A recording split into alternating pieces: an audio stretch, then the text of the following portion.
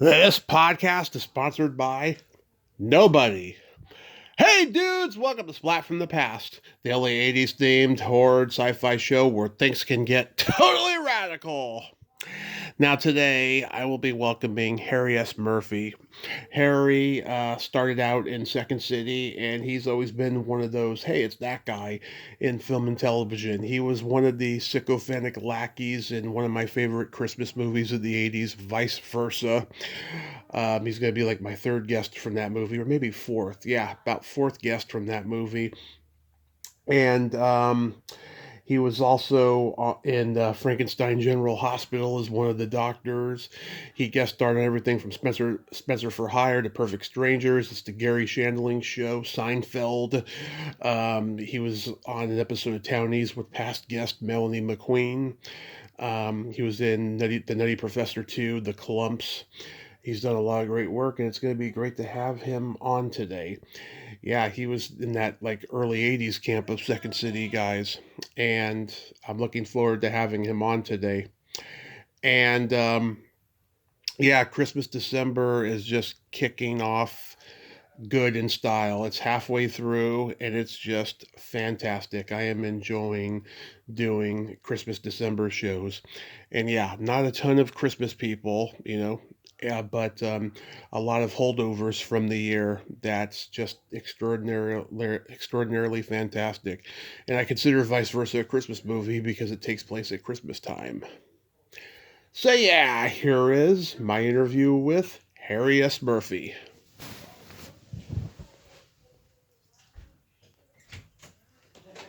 Hello. Hey, Harry, welcome to the show. How are you today? Good, thank you. How are you doing? I am fantastic. This is such a great honor. Thanks so much for coming on today. Oh, happy to be here.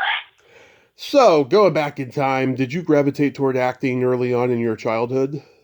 No, not really. I started acting in high school. Pretty much as I had just moved to a new high school, I needed to get to know some people, so I got into the play. I found I liked it. Yeah. Did plays all the way through high school and college. And then I taught history in high school for a couple of years. So, did you do like school plays and community theater? Very little community theater, but it was, we did, I think, 3 plays a year in high school, so that was enough. My freshman year of college, did a stint with the DC Shakespeare Festival in Taming of the Shrew. Glenn Close played Catherine. I played third servant from the right. Yeah. And where are you from originally? I was an Air Force kid. I was born in Germany, and we moved all around the country, all around the United States, all the time I was growing up. We moved every 2 or 3 years. Nice, So I nice. ended up with an accent you can't really trace. Do you know the number of times you had to change schools? Not offhand, but I'd say probably, like I said, every 2 or 3 years, so at least 8 times. God, that had to have been rough. I'm so glad I did not grow up with that kind of childhood because I had to change school only one time, but like at least I knew everybody in town and stuff. But that was just God. I feel bad. Have you found any like kids that you were friends with in childhood like later? Uh, Only as far back as high school. To tell you the truth, I didn't mind it at all. Mm-hmm. It was all that I knew. And growing up in a military family, there's one of two end results. It either drives your family apart, or it drives your family very close together. And ours was a very close family indeed. Wow. And what I learned too is that you should never be afraid of moving to a new place. Mm-hmm. You should never be afraid of either being homesick or what if I don't make any friends or anything like that. So I've made some fairly big moves in after college, and they all worked out well for me. Nice, nice. So where did you attend college? I went to Vanderbilt in Nashville, Wow. and then after I stopped teaching high school, which I did not like, Mm-hmm. I went to Memphis for a year, did repertory there with a company, and then came back to Nashville, helped start the very first sketch and improv group ever in Nashville. It was called Gonzo Theater. It was started by a guy named Dan Butler. I know Dan. He's been on the show. No, that's not that Dan Butler. It's a different guy. Yeah. that Dan Butler is a really nice guy, and so is this one. But no, he's still back in Nashville. Yeah. The one who was in the Ernest movies. Yes. Yeah, that's the one I'm talking about. Yeah, he was on years ago. He disappeared off social media. I wonder if he's okay. I've been thinking about him lately. I've had the same reaction. He just sort of disappeared. Yeah. Yeah, no, that's great.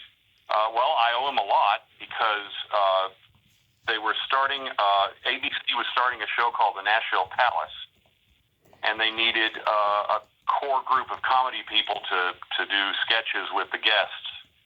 So they came to see Gonzo Theater, and they picked two of us.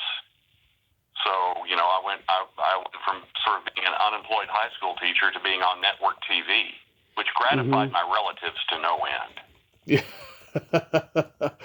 Yeah, I remember him telling me about being part of the first improv group in Nashville, and you guys were like in love with Saturday Night Live, and that you guys like really wanted to, maybe even have your own like Saturday Night Live type show on TV. Yeah, I mean, there were all sorts of like blue skying back then. What if? I mean, we didn't know anything.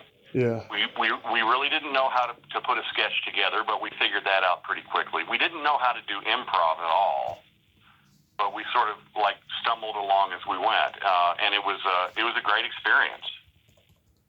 That's so wonderful, yeah. And then did you join Second City? Yes, I did the Nashville Palace, and then there was a guy who, Lance Kinsey, I had gone to college with him, and he'd gone on to be in Second City. He came through Nashville with the touring company, and that was really sort of a road to Damascus moment. Sitting in the audience watching the touring company, I went, damn, that looks like fun. Damn, I think I could do that. Yeah. And so I really sort of caught fire there.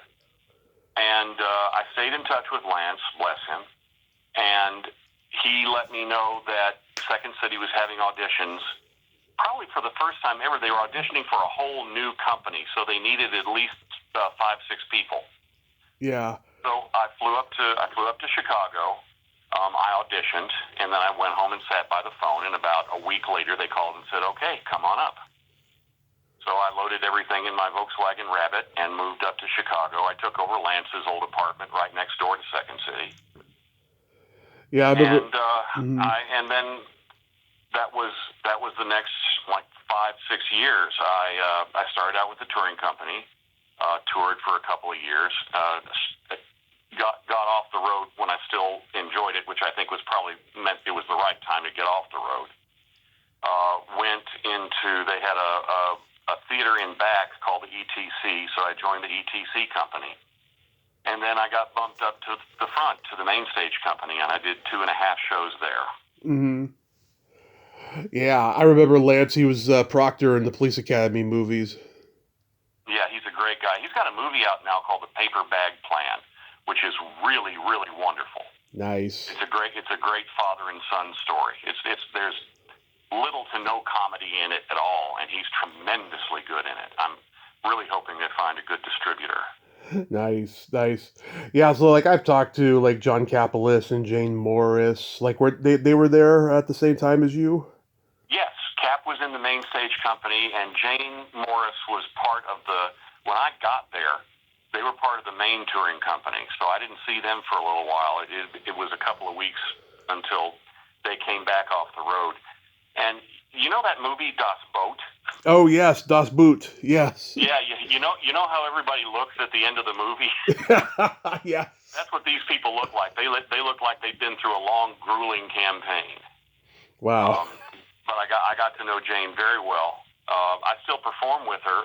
We do a Second City alumni show called Bucket of Snakes over at the Fanatic Salon. She cracks me up every day on social media. She is just hilariously funny and dark. And she came from from music, before improv and stuff. And she just cracks me up. Yeah, and just a finer soul never lived, as far as I'm concerned. I agree. I agree. Also, was Dan Castellaneta there? Yes, Dan was in. Dan got hired along with me, so we sort of came up through the ranks together, and we he hit the main stage a little bit after I did, but we did our last two shows on the main stage together. Yeah, I sent him a fan letter back in the 2000s, and he replied me with an autographed picture of Homer Simpson, which I have on my wall right now. And I did not expect that. That was very nice of him. Yeah, he's a really good guy. I mean, just to think, I mean, his great grandchildren will never have to work. He's making Yeah, so much money doing that show. It has been for a very long time, and yeah, nobody deserves it more, of course. yeah. I mean, he was there from the Tracy Ullman show forward. I mean, Yeah. it's a cottage industry, is what it is. Yeah, Mike Haggerty was there. I sadly never got to interview him. I tried to connect with him. Last few years he was alive, and sadly never did and stuff. You guys were probably all there right after, like Tim Kazurinsky and George Wendt and all of them, right? Right. They were gone by that point. The people on the main stage when I got there were Lance and John Kapelos, and a couple other people whose names don't really come quickly to my head. Right. Megan Fay. Tina Fey? Megan Fay, not Tina Fey. Oh, Tina Fey came after me. okay. Yeah, it sounded like Tina Fey at first. Did you get to know any of the older guys like Joe Flaherty or John Candy? No, Joe Flaherty came by when we were putting a show together in the ETC just to give to give his 2 cents worth. Good guy. Never met John Candy, but I got to know George Wendt very well after I Yeah. moved out here. I also perform in another improv group with his wife Bernadette Burkett, and she's extremely good. And George and I sort of clicked. He was in Reanimator the musical, Mm-hmm. and had to leave. He had a prior commitment, so he called me up and he said, "Do you want to take over for me?" And I said, "Sure." And I ended up being in that role for about 6 months before that show closed. Just a tremendous guy, and a tremendous loss too when he passed. Yeah, I met him in 2017 at a horror convention, and I regret not getting an autograph and a picture with him. But we had like a brief chat about Second City and stuff, and he was very nice. I remember. Yeah, God, that show SCTV had just a lasting impact on so many generations of comedians that it was so profound. It's just it's still. I mean, I still watch sketches on YouTube, but the show still holds up. It's still hilarious. It certainly is. So the first movie you did was Eddie McConn's Run. How was that experience? That was another Harry Murphy. Oh, that was. Yeah, that's why I'm Harry S. Murphy. And after there's an actor in New York Hmm. also named Harry Murphy, and IMDb has gotten this mixed up. Okay. So I didn't do that. My first movie was vice versa. Okay, we're gonna get into that, but yeah, it said that it was Eddie McConn's Run, Return, which is a horror movie, and were you on Spencer for Hire? No, Okay, that's the other guy. perfect. I've never met him, but I ran into a sticky situation when they were casting Titanic. Oh yeah. The casting director came to L.A. She was based out of New York. Hmm. She came to L.A. to have people read for her, and she was in a suite in some hotel. Yeah. So I went up there and I said hi. She said, "I bet you don't know the last time we saw each other," and I had never seen her in my life. I said, "What time would that be?" Oh, it was in New York. It was the opening of that Kevin Bacon movie, and you and I had a really nice chat. And I knew it wasn't me. I knew it was the other guy. And like, well, what do what am I going to do here? To go on and then get caught at it would make me look really bad. So I said, you know what? I think you have me confused with the other Harry Murphy, the one based in New York. I don't believe you and I had ever met. And it was as if a curtain had fallen in front of her face. She just her expression went totally neutral, and I said, "Well, shall we read?" Yeah. And she said, "No, that won't be necessary." Man. Damn you, Harry Murphy. I think he's dead now, actually. I don't know. I'll check, but like, that's cool. Harry S. Murphy. That sounds like a president name, doesn't it? Like Harry S. Doesn't it? Truman. Yeah. I mean, Yeah.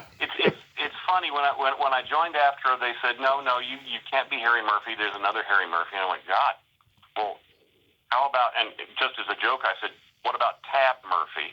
And they said, we already have one. Yeah. So I said, well, how about Harry S. Murphy? And they said, that's fine. And I've had a kind of a love-hate relationship with that middle initial because it just looks so damn pretentious. You never wanted to be Harrison Murphy? No, it's just plain Harry. But I had friends who me. Well, here comes Harry S. Murphy. How are you, Harry S. Murphy? Oh, shut up. Oh my God. I know my middle name is Arthur. And, my mom, when she was mad at me, she'd say, Thomas Arthur Kovac Jr., get over here. Oh, and you knew you were in trouble when she threw in the junior, too. Absolutely. Yes. Absolutely. The Arthur came from the Dudley Moore movie. My mom loves Dudley Moore, and so that's where that came from. Yeah. Good thing she wasn't a friend of. Good thing she wasn't a fan of Dr. Dolittle. Dr. Dolittle, yeah, Rex Harrison. Yeah, no, I'm named after both my grandfathers, Harry Stewart Murphy.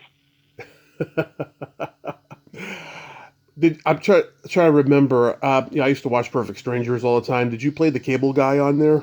I played the cable guy. Yeah. Yeah, I remember that episode because that's the first time I can remember hearing the term couch potato. Was that fun to do? It was. They were very nice, and that was really my first spot on a sitcom. Mm-hmm. And so it was great to see how the sausage was made. It was great. It was really great to see that they were having a good time doing it. And I just basically, it's just that old thing: say your lines, don't bump into the furniture, take your money, and go home. Mm-hmm. So when you're doing a guest spot on a show, the last thing you want to happen is for them to worry about you. Yeah. Is he going to remember his lines? Is he going to show up on time? Is he going to freak out? No, you want to be there and just have them go, okay, that's fine. Yeah. Also, too, they don't even care about the guest stars in general, not unless somebody writes in and says, "Hey, make this guy a regular." Yeah, which never happened with me. But by and large, I mean, my experience on working, you're coming in. It's just another week for them. Mm-hmm. And they're trying to pump stuff out. But generally, in fact, almost always, they go out of their way to say hello. How are you? When I did Third Rock from the Sun, it was right before Christmas, and they were having a cast Secret Santa thing. Mm-hmm. And John Lithgow, who, I mean, he came, hey Harry, your name's not on the Secret Santa list. I said, John, I'm just here for the week. He said, go put your name on the list. I went, okay. And things like that. So they want to be welcome. They want to be inclusive. Mm-hmm. But at the same time, they don't want to have to worry about you either. Right. It's a weird dynamic I've come to learn. You were on It's Gary Shandling's show. Anything stand out about that? Again, to watch the wheels turn, because I was sitting in a room, and Gary Shandling and Alan Zweibdahl came in, and they were arguing over a certain line in a certain scene. And I was far away. I wasn't really impinging on them at all, so I just got to sit there and listen. And again, it's the room where it happens deal. Yeah. Where you're watching people create something out of nothing and wanting to do the best they can. It's all meant to look effortless, but what I've learned is there's a tremendous amount of effort behind the scenes. Always. Nothing just sort of falls into place. Yeah, I mean they make it look easy, but no, it takes a lot more than that. It's very technical, and it takes hours and hours to do sometimes, of course. Yeah, I mean I worked on a show called Partners, mm-hmm. where two. It was one of the. This hardly ever happens anymore, but we were there for a week, and on the second day of the week, they had to throw out the script entirely because it didn't work. Then they had to start again from scratch, and they kept everybody that had been cast for the original script, and gave us all new parts, and did read-throughs and so forth, and gave us all direction that way. And everybody worked like hell to get it ready for the shoot night. And after that was over, the producers and the showrunner and the writers came over and thanked us all individually for really saving their asses. Yeah. So I watched Vice Versa over and over again as a kid. HBO played it a lot, and I've talked to Corinne and Gloria Gifford, great ladies. Yeah. What was your whole experience of making that movie? Very first movie I ever worked on, so I was like, wow, what's this all about? And it was good. There was, I'm not telling any tales out of school, but there was some tension on the set sometimes as to who was in absolute authority. So you just sort of sat there and looked at your feet until that got resolved. Mm-hmm. But it was worked on it for probably 2.5 weeks, and you really do become. It's like doing a play, but different. You become an instant family. Mm-hmm. These are the people you're seeing every day. You're seeing the cameramen every day. You're seeing the co-stars every day. And you really sort of, and you're working towards something. Mm-hmm. So that was a very pleasurable experience. And then it was over. And that's always the great shock. You work on a movie and it's like, there's people whose only job is to make sure you are where you need to be. There's people whose only job is to make sure you look good. There's people whose only job is to get you lunch. And all of a sudden it's over, and you're back home going, well, can somebody bring me a sandwich? And there's nobody there. You have to go make your own goddamn sandwich. Mm-hmm. Which that's it's hard. It's hard going back to reality always. Yeah, I know they get so delusional. But do you think Judge was under a lot of pressure? I couldn't say. I think they wanted it. They really wanted it to work. Mm-hmm. He was nice, but he was a little bit distant. Mm-hmm. But the other people, Corinne was a sweetheart. I loved her. Yeah. And I ran into her like a couple of years later, and unfortunately, she had no idea who I was. Oh, wow. Remember, we did Vice Versa. Oh, what part did you play? I was the guy, Yeah. with the suit on. Oh, well, hi, how are you? Yeah. Yeah, that happens. Yeah, Roger Ebert said at the time it was probably the best of the Switch movies that came out in that era, because there was like Father Like Son and this, and then Big, and then there was a couple others. But 18 again, I think. Yeah, 18 they again. all came out at almost the same time. Yeah, and he called this one the better of all of them, and I agree. It's a really sweet movie, and there's all these great payoffs and just great humor in it, and everything is just done well. Do you think because it came out in March and not Christmas time, that's why it didn't become a huge box office hit? I really don't know. It's strange too. I picked it up on DVD from a bargain bin. Mm-hmm. And started watching it, and I said, I can't watch this because all you're looking at is the stuff you did wrong. Yeah. And I know other actors have said the same thing. So Johnny Depp is famous for never seeing any of his movies, and I'll watch it once. Right. But even something like Charlie Wilson's War that I was really pleased with. It's like, yeah, there it was. And the worst thing is, my daughter doesn't care. Oh, yeah, Daddy's in a movie. Can we have lunch now? Yes. Yeah, they gave you some great lines in this movie. I love that thing about Elliot Webb. He says, right before his breakdown. Next thing you know, he's wearing the new Balenciaga ball gown. The new Balenciaga ball gown. Yeah, they like the way I said it too. Yeah, You know, is my office over there? It's where it's always been, unless you know something we don't. Uh-huh. Or that one about the South China deal. We'll end up with a warehouse full of kimonos and ginger jars. Kimonos and ginger jars, yeah. And again, I could do it so much better now. Can't we shoot it again? No, Yeah. it's there. It's there for the ages. Oh, damn it. Okay. And you knew the other guys too, Richard Kind and the other guy. Rich Kind, yeah, he was in my cast of Second City. The other guy I did not know. Oh, okay. But he was on Law and Order like 8 times. Yeah. Every time you look at Law and Order, there he was, playing an assistant attorney or the perp or the husband of the woman who killed her child or whatever. Yeah. I understand if you're a New York actor, you can't hold your head up unless you've been on Law and Order at least once. Yeah. Jane Lynch, it was her first movie. Yeah, Jane Lynch. She was great. Yeah. She was a Second City person too. She was in the Touring Company. Yeah. Yeah, that music store scene cracks me up, especially when the salesman joins in on the keyboards. It's just hilarious.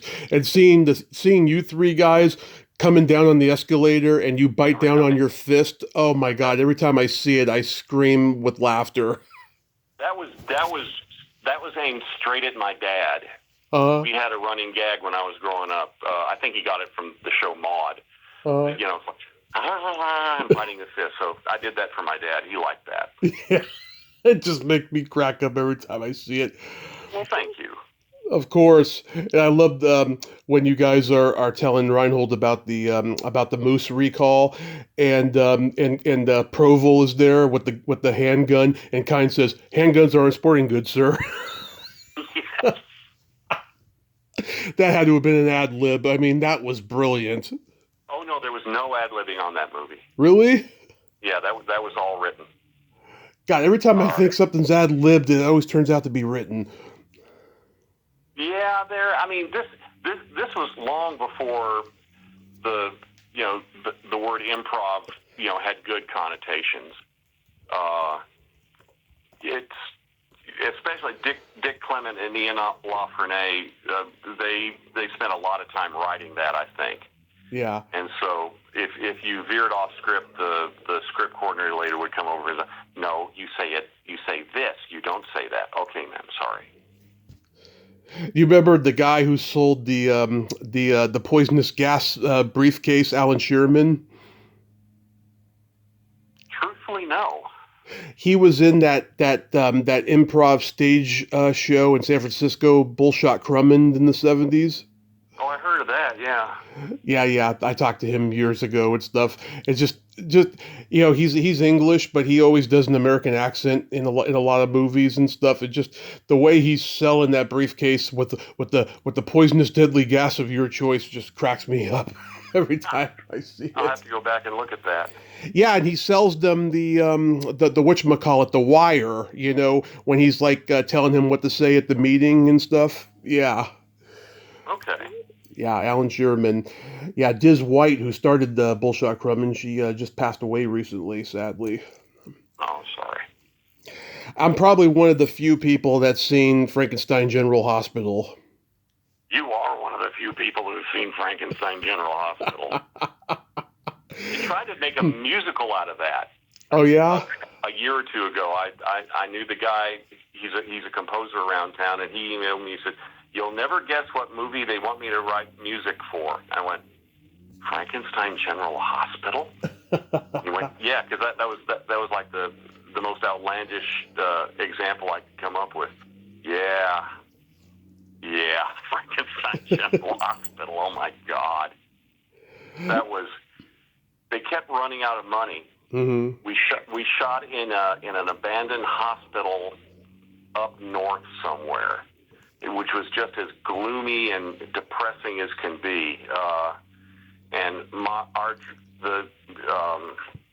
I can't think of his name. He's a good guy too. We were paired. John William Young? No. I'm sorry. I'm getting old, and names just don't flow out of my brain as quickly as they. Mark DiCarlo. There we go. Yeah, Mark DiCarlo. Yeah, our dressing room was an abandoned ladies' room with, the fixtures pulled out and just bare pipes and kind of dingy tile. And, wow, we're in show business. And we kept getting ever cheaper caterers because they really were running out of money. And so we were eating like sub Costco sandwich trays and things like that, and working like 13 hours a day.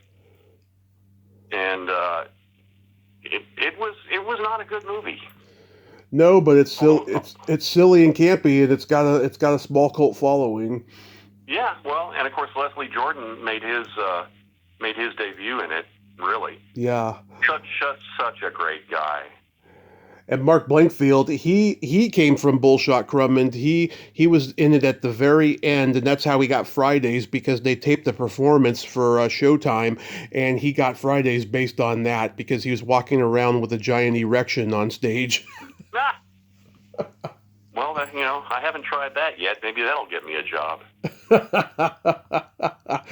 Yeah. And it's funny, I actually asked the director to come on a few years ago, and she said it was a wonderful, magical time, and I could never talk about it again. Thank you, but no thank you. Yeah. Wonderful and magical, I don't know about. But we did get it done. Yeah. She's gone on to do a lot of other things, especially for television. How was working with Carl Reiner on Burt Rigby, You're a Fool? It was a dream come true. Yeah. And, going in and reading for him was a real thrill, and then getting the job. He was kind of unfortunately, he was making a movie. He was very serious. Yeah. So there was no kidding around. There were no lighthearted moments. I didn't get to trade wisecracks with him. Not that I would have tried. Yeah. But it was great to be in the same room with him and doing stuff. Yeah, and there's a lot of interviews he did towards the end of his life, and in every one of them, he says it was his favorite movie that he ever made, and nobody knew it. I think it was very personal for him. I enjoyed the movie a great deal. And I'm surprised it didn't find a bigger audience. Yeah, it had Corbin Burnson. He was hot off L.A. Law at the time. Mm-hmm. Yeah, it's a pretty good combination there. I remember when you were on Married with Children, you played the spoiled rich kid's dad. Was that fun to do? It was. That was one of those deals where, again, I was welcomed with open arms, even though I didn't do all that much. Mm-hmm. And that was one of those where I was really, please make me a recurring character. Please make me a recurring character, which really didn't happen. But wow. It was that was a lot of fun. And one of my main memories for that was that they shot it twice. Mm-hmm. They did like a dress rehearsal with an invited audience, and then they shot it later. The invited audience was a bunch of Marine recruits from Camp Pendleton. Oh yeah. They just busted them up, and they just about tore the place down. Mm-hmm. They were first of all, they were so happy not to be doing basic training that day, and second, the Al Bundy character just they loved him. He came out and they just it's Al, and yeah. One bit where he's got like Kelly's punk boyfriend, and he's like slamming his head at the wall. Yeah. Again, they were about to start throwing chairs. That was great. The regular audience was a little bit more subdued than that, but not much. Yeah, I remember that. Yeah, that was a recurring theme of the show where he would slam the boyfriend into the wall and then throw him out. Yeah. My mother-in-law knew all about that shtick. She was happy I was on that. That's awesome. You worked with Oliver Stone on Nixon. That's got to be a huge career highlight for you. It was. I'll give you some background. My wife worked for him. She worked in production as a payroll accountant. And so we got married, and then about 2 months later, she went off to shoot Heaven and Earth and was gone for a while. And then one or two others, but it came time to do Nixon, and my wife had come out here to be a movie star, and it really didn't work, so she got in on the production end, but she still had a headshot and a resume. Mm-hmm. So she got my headshot and hers and handed it over to the casting people.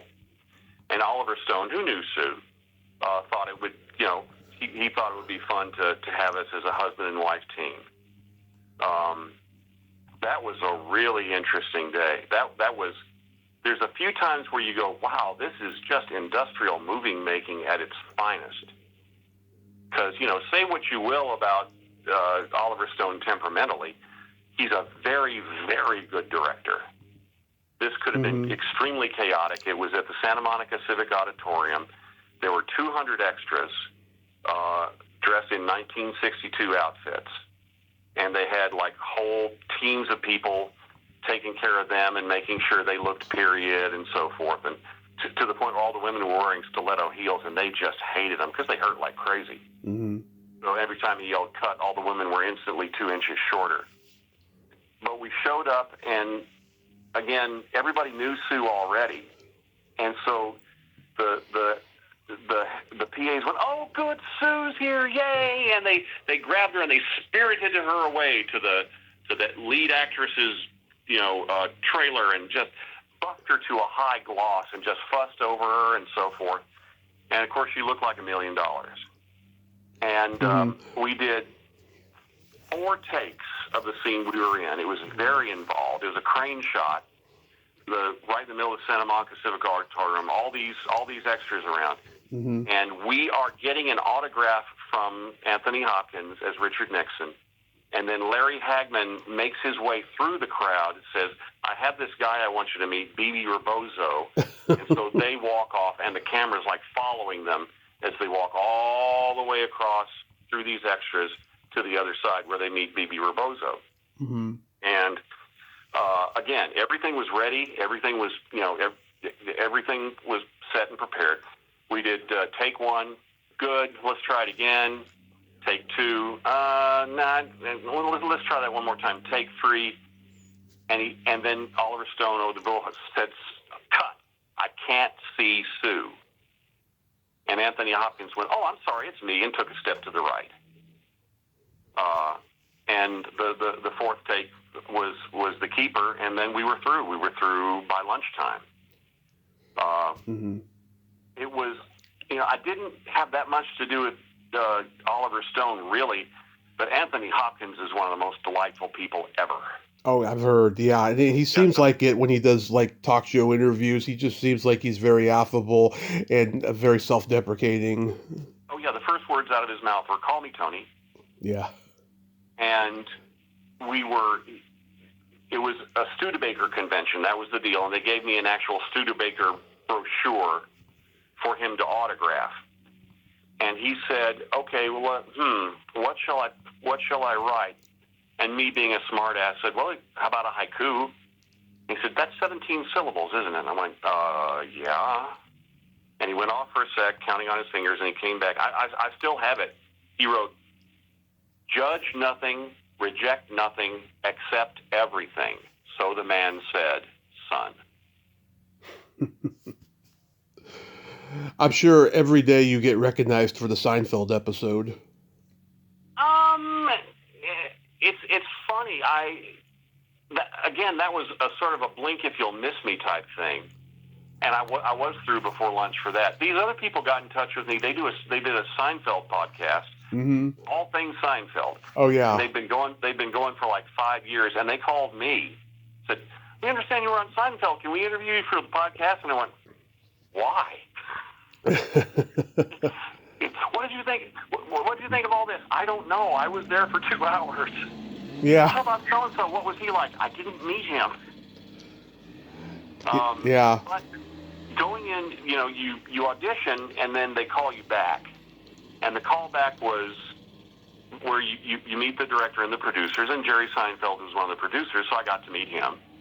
And again, it's immediately they want to put you at ease simply because they want this to be about you rather than about what you think about them. So he was very gracious. And again, that one we were through before lunch, which is a drag because lunch is good. Yeah, absolutely. Lunch is always good, and no, you can go home now. But you're having prime rib. No, go away. Yeah, there's a Seinfeld podcast called "This Podcast Is Making Me Thirsty." I watch them every once in a while. They'll interview somebody who was in like one short scene on Seinfeld or something, and just about almost everybody that's ever gone on there has said they just enjoyed their experience, and they don't even know how they got work done because they were laughing all day. Yeah. Again, what I did, it was mostly logistical because my scene was with Kramer, and I'm getting on the elevator at the same time he does, but because Michael Richards walks so much faster, yeah, he went like about 8 yards behind me, so that by the time we got to the elevator, we were there, and we kind of had to work that out a little bit. A lot of it was kind of technical, but yeah, they were known for having a good time on set. Yeah, I wish I could have stuck around longer. Can't you make me a recurring character? No, go away. Yeah, that's the famous Man Hands episode, and also the Bizarro Jerry and stuff. Bizarro Jerry, yeah. Yeah, that's a hilarious one. There was a short-lived sitcom that you guest starred on called Townies, and you and Melanie McQueen played the hockey fan couple, and I had Melanie on a few months ago. She's a great lady. What was it like working with her? Very pleasant. Very, you're only given, as you know, you're only given the pieces of the script that you yourself are in. Mm-hmm. So I really didn't know much of the context, but Molly Ringwald was really sweet. Mm-hmm. And we did it. We ran through a couple of takes, and that was it. That was fine. Yeah. And then you trudge back to your car in the rain with half the clothes you own, because I always say, "Do you have? Bring me all the suits you've got." And I very quickly learned to say, "I'm sorry, I don't have any suits. You'll have to get me one." When Bill Burr started blowing up, I said, "It's that guy from Townies." Yeah. Yeah. I mean, he had a true Boston accent. Yeah. We just sort of put it on. But Marley was like, "Your accent's very good." Why, thank you. Yeah. I was working with Hugh Wilson on Blast from the Past. You were working with him? No. How was working with Hugh Wilson on Blast from the Past? Very good. It was a night shoot. We showed up. They gave me a really short haircut, like white sidewalls, which took a while for that to grow back out. And a lot of times, what he really did was say, "All right, show me what you're going to do." And I said this. He said, "All right, give me about half of that." Okay.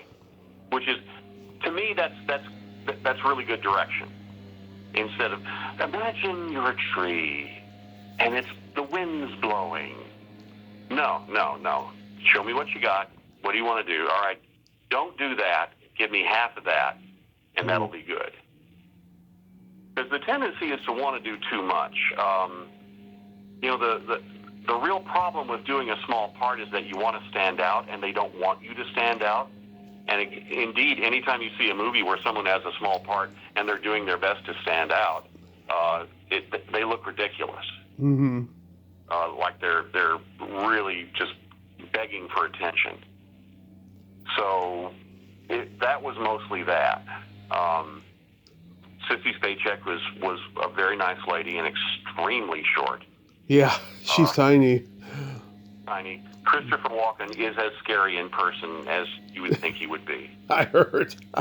He kind of walks into a room and the conversation just kind of dies down. Yeah. And everybody's quiet. And it's nothing he does. It's just that, his reputation precedes him, shall we say. Yeah. But that's cool, though, that you got to be on that set. And how was the Nutty Professor 2 experience? Interesting. We were there. Bill Applebaum and I were both hired. We used another Second City guy.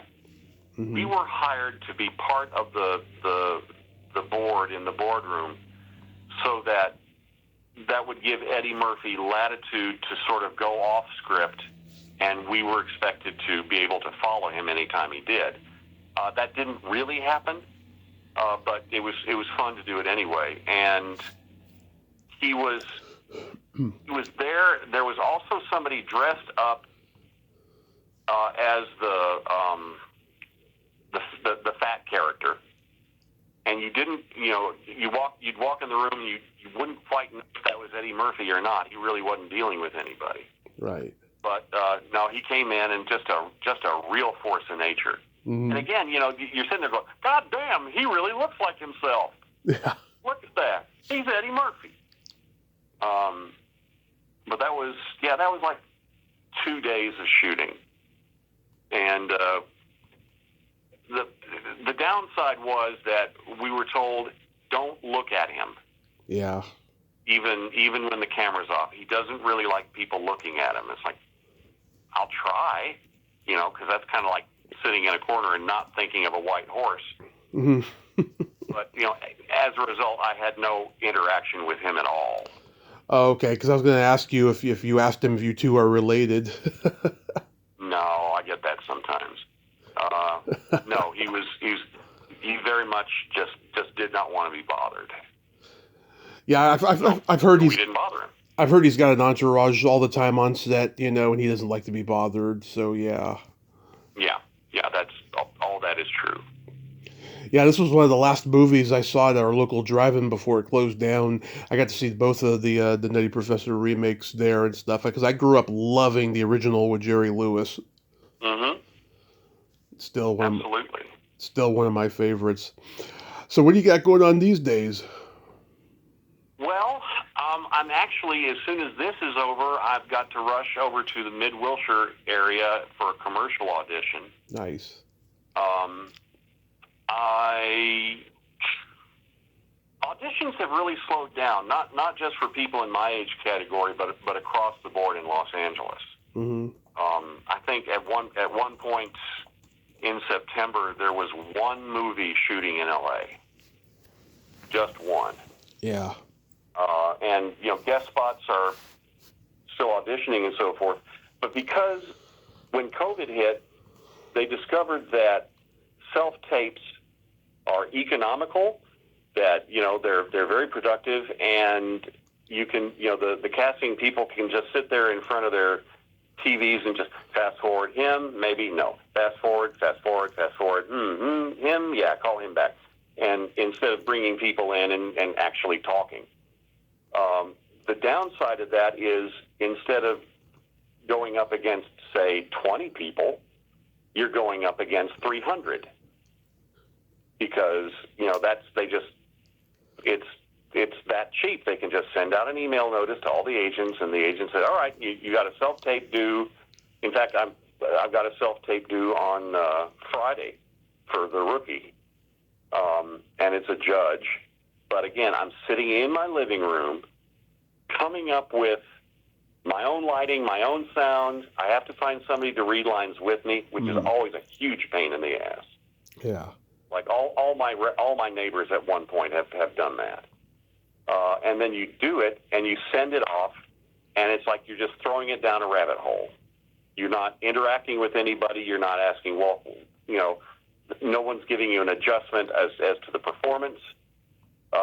No one's really saying a thing. You send it off, and and then you don't hear anything at all. The one job I've gotten from a self-tape was for Hacks. Mm-hmm. And I was really surprised. They must have just been looking for someone of my physical type, because the lines were just written down just to give me something to say. So, I mean, yeah, I've benefited from it, but I'd much rather go in and audition in person. Yeah, a lot of people do. A lot of people tell me they don't like doing the self-tape and everything. It's just a big hassle. The business has drastically changed since you started. But I mean, when you're actually doing the work, I mean, do you still enjoy it? Of course. It's it's fun. There's no heavy lifting involved. You get to sit around and chit-chat with people. The food's always good. And you just, like today, I got a whopping residual check for Friends, which is wonderful. It's like, okay, everybody's getting a Christmas present this year. That's awesome. Yeah. But at the same time, one of my high school friends who now has a grandson who's like 18 years old, and they live out in the back of Beyond in rural Illinois. Mm-hmm. And he wrote me and said, listen, my grandson is sort of starting to think about, coming out to and breaking into showbiz. Would it be okay if he called you to talk to him about it? And mm-hmm. I wrote back, I said, okay, he's not going to like what I had to say, though. I know, that's what I tell people, too. Yeah, when it comes to, like, podcasting or something, I say, he's not going to like what the honesty I give him. Right. When I came out here, you could make a living at it. And you hear this all the time. It's to the point where it's like old guys sitting in a rocking chair. Back in my day, but when I came out here in 1986, you could make a living, a good living, being a journeyman actor, because my income really came from doing commercials. I did tons of commercials. Mm-hmm. I was a spokesman for Dodge. I was a spokesman for Isuzu, just all the way down the line. And I look back at my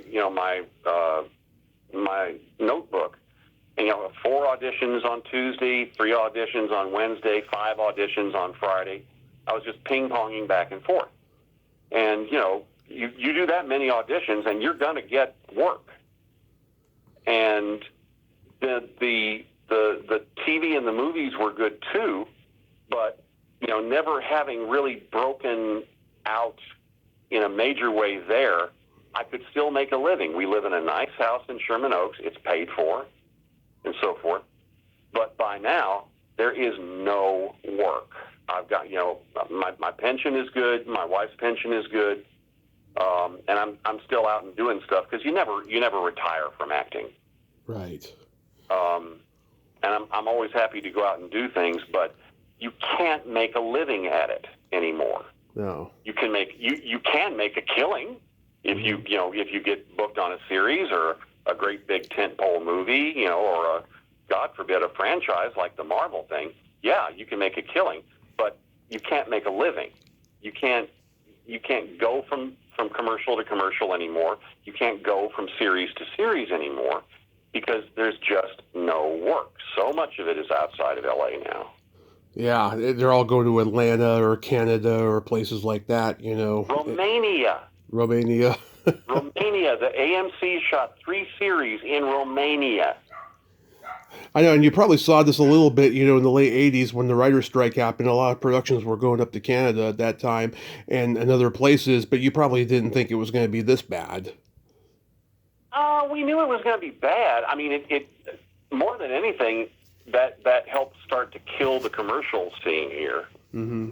Of course, COVID and the SAG strike really killed everything. And it hasn't just affected, as you so well know, it hasn't just affected people on the acting end. There's people who were in production, their careers were in production, and now there's no work. And LA is such an expensive place to live, they can't afford to be here and not working. So people are moving. They're moving to Alabama. They're moving to places where, maybe they can, make a living. So it's not nearly as good as it was when I started out. And then, of course, I was listening to people say, oh, in the 70s, if you had 2 national commercials running, why, you could do everything. Yeah. So it always used to be better. But I think in this case, it's not nearly as good as it used to be. Yes, and that is just a damn crying shame. That's all I can say. Yeah. It truly is. It's weird because, now there are skillions of TV shows out there on skillions of platforms. But you can't make a living. No. And, of course, that Netflix deal that just happened, it's got everybody up in arms. I don't know. In my opinion, it's going to fizzle out fast. A lot of deals have been fizzling out, I've noticed, the last few years. So hopefully this will. And yeah, I mean, it all comes down to, money. If the banks say it's a viable thing, then it will happen. But if the banks say it's not viable, then they won't. Yeah. It's turning into a vertical monopoly if this deal comes through, which helps nobody. Yes, nobody. It's awful, awful, and all we can do is hope for the best at this point. Yeah, and sort of like, well, I've got my SAG pension, I've got my after pension, I've got Social Security. We're doing all right. But I know people in their 20s who, Yeah. wow, I've got a guest spot on a TV show. That's great. 3 months later, I'm trying to get hours at Starbucks, and I'm not getting enough hours. Yeah. Sadly. Oh, by the way, your former neighbor, Mr. Keeter, says hi. Oh, yeah. Yeah. When did you talk to him? I talked to him a year ago, and like he saw that I advertised I was going to be talking to you today, and he says, "Oh, tell Harry I said hi. We used to be neighbors." Yeah, what's he up to?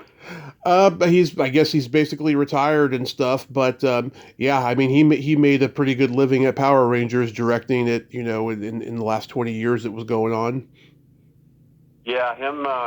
Yeah, we were. He and his wife were just down the hall, and really nice people. I'm glad he's doing okay. Yeah, he's a great guy, and he's done so much great work. And I grew up loving his Cajun-style horror flicks that he made in the 70s and 80s.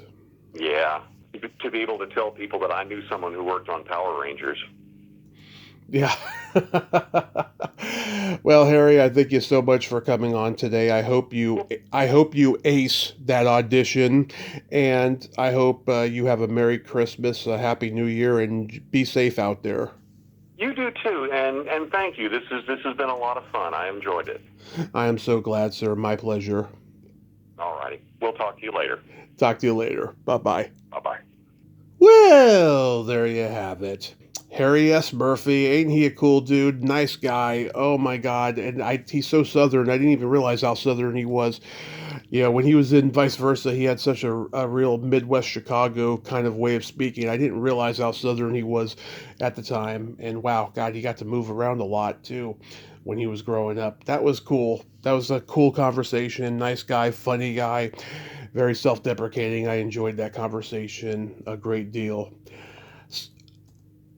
Well, until next time, this is Tommy Throwback Kovac saying there's no shame in living in the past because the present sucks. Later, dudes.